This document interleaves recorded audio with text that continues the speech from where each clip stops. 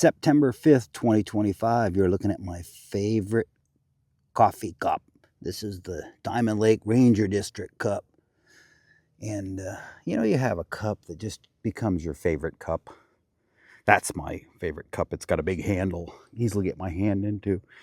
And it's a place that I love in Oregon, Diamond Lake. Great trout fishing up there. What we're looking at here is my first tree that I planted in 2016. It's my Desert King. Gonna have to bring the height down. But this is what the one that got it all started for me. Bought it at a place called the Little Red Farm in Springfield, Oregon. And the owners are actually retiring this year. Shout out to them. Wonderful place. That was local, and I just bought a little potted tree. I had a choice between this and Peter's honey, and I didn't know either of them, but I was going to get, I said, I'm going to sleep on it. So I went home, slept on it, came back, I said, I'm going to get that Peter's honey. That sounds cool. And that one was gone. So the Desert King was the one I picked. So there was a little serendipity involved with that choice of picking this as my first tree. And this is what started it all. And now I'm grafting little cuttings to it and having all kinds of fun with figs. And I want to talk a little bit today about the Mount Etnas. Some people call them Chicago hardy types. Chicago hardy is just one of the Etnas. So I think a better term for the group are the Mount Etnas, because it represents the whole group. That's why I always try to say the Etnas or Mount Etnas. If I say the Etnas, that's what I'm talking about. We're walking up the hill. Be doing an orchard tour here pretty soon. Got some cooler weather coming. We have been blessed with an incredible year. This has been by far the best year for growing figs, not just because of the age of my trees, but because it's just been so wonderful. We've had so many 90-degree days. I think we've had less than a quarter of an inch of rain all summer here at the orchard. So this is an Etna. It's called Sangue Dolce. Losing my breath going up the hill. And it means, it's Italian, it means sweet blood. So let's take a look at the figs on the tree. They're not huge. There's lots of figs. But look for coloring. Look for any figs that have swelling or coloring, right? Just loaded with figs. But you don't see any that are swelling or coloring. Just tons. And for me, my experience with the Etnas, I have 9 of them. And I love them in a pot because I'm already harvesting the vast majority of my crop in 15-gallon pots at the other house on a deck in a favorable microclimate. And you just saw how many I have on that tree. Totally exposed to the elements. This is another one called Black Greek Marius. And let's go take a look at it. So this tree, you can see there's a ripe one there. There's a couple. I see 1, 3 there and there, and everything else tiny. Interesting, huh? So this one has 3, that one didn't have any. Let's go up the hill and look at my mother tree of crows. So this tree is quite a bit older than the one that I created when I took a cutting off of it and grew it out. Now, I took a cutting off of this tree and grew it out, and it grew so fast. It gave me figs the first year, which doesn't usually happen here in our short season. And I just watched it grow and grow and grow. And I said, I got to put that one in ground. So I put that one in ground, plain and simple. This is the mother tree, growing beautifully. Lots of figs, lots and lots of figs, lots of figs. But if we walk around the tree, We see beautiful lignification all the way up to the tips. We don't see any ripe figs at all. Now, this tree is a tree that was created from this mother tree that we just saw with no ripe figs. Let's look at the baby. Look at the baby. 3 huge ones right there. Another nice big one there. I see, what, another 5 in there. I see another huge one there. There's 3 in that group. 1 right there, and 3 more there. So a substantial amount of figs that are getting really large and that are swelling, and they're only a few days away from being picked.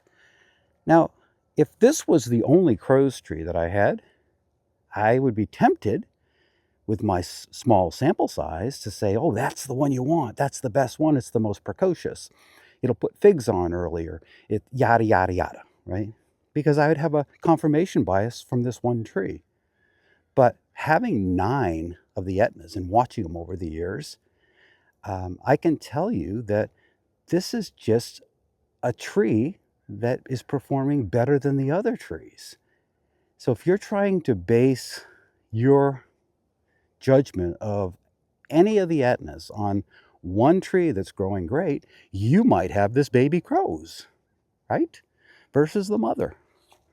An older tree, which by rights has been in the ground longer. It's got the same, I mean, it's, what, 20 feet away. It should be loaded with figlets that are actually starting to swell in color, but it isn't. So I think a lot of people say, oh, I like this Etna better. And it could be just confirmation bias because of your particular tree. And as I'm showing you here, a cutting that creates a tree from a mother tree can do this kind of stuff for no real reason. It has the same genetics. It was just on a really strong branch where I took the cutting off of. So you have to be careful when you make statements about the Etnas. You have your favorite, and I always say, you know, my favorites have been crows, and now this one here is probably my ultimate favorite of all of my trees. Red Lebanese Baca Valley and BI 39. I've had good luck with San Miguel Rocho, aka Azores Dark. So I have my Azores Dark over here in the garden. Let's go take a look at it.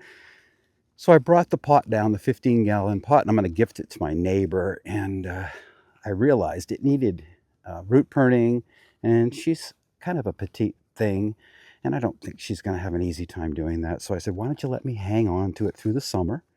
And what I'll do is I'll cut it down to size smaller so it's not so intimidating, and I'll root prune it. So I'm going to root prune this after it goes dormant next spring, and I'm going to gift it to her all ready to rock and roll, right? So this year, I haven't been feeding it much. I haven't been watering it, and the figs look pathetic. I haven't been giving it love. Attention. These trees do need attention. They love water. And if they're in a pot, they love fertilizer. And if you're not doing that, you're going to stunt the crop. And that's what I've done in this case. I've stunted everything by doing that. Okay, another thing that I always say when I talk about Etnas is that they're all very, very similar. If I've got a plate of crows that are perfectly ripened up against a plate of any other Etna, RLBV is the one I have a lot of, and BI 39 is my big producer in the pot this year.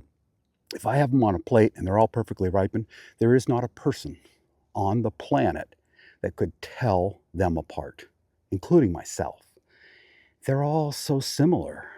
But what you get through possibly epigenetics, I'm not even sure.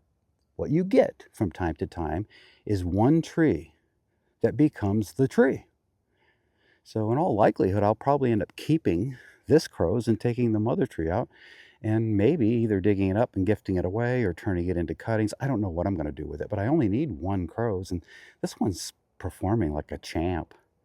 So before you say this Etna is so much better than the rest, it performs so much better, realize that you might have a really small sample size. I have 9 trees, when I started growing in 2016, and I've got a lot of experience with the Etnas. And I'll tell you what, when you find one like this, keep it, hold it close to the vest, share it with your best friends, because this just might be that much better as an Etna. But are they incredibly different?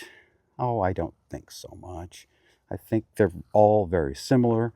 What you're hoping for is to find that one, that one that's just an incredible fig. And it's just, it represents the variety to the optimum. There's the mother tree. What a beautiful tree. Thank you for the cutting so that I could create this little baby down here, because this baby's where it's at as far as I'm concerned. And I've got suckers coming up, and I'm going to keep the suckers growing in case something happens to the tree itself. We have a lot of times, we have issues where they start cracking at the stem from this excessive heat out here and the change between so much wetness and being so incredibly dry in the summer. And I have a hard time keeping them watered. So I want this in my collection. Look at that.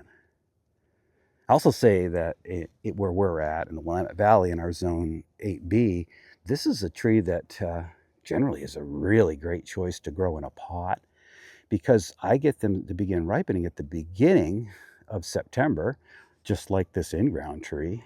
Wow, I'm still blown away by it.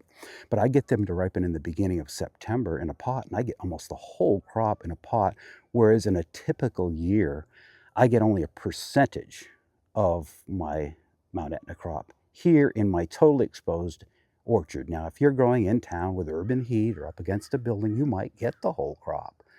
But I've tasted a lot of these in the pot. I've tasted a lot of them in ground, way more in a pot. And I'm going to just tell you that this is a tree that you can grow in a pot in our area and have great results. Listen to the geese. Fall is right around the corner. Football season's here. Yay. So anyways, that's my little take on the Mount Etna group.